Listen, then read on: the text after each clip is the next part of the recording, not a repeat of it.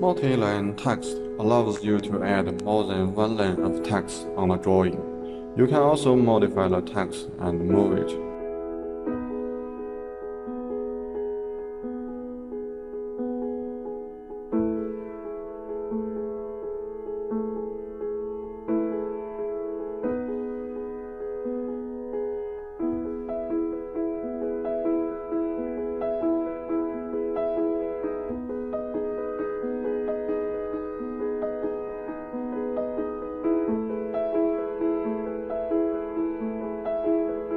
What's more, if you want to use the command you have done already, just click on Duplicate Text and left-click to place it in the desired position.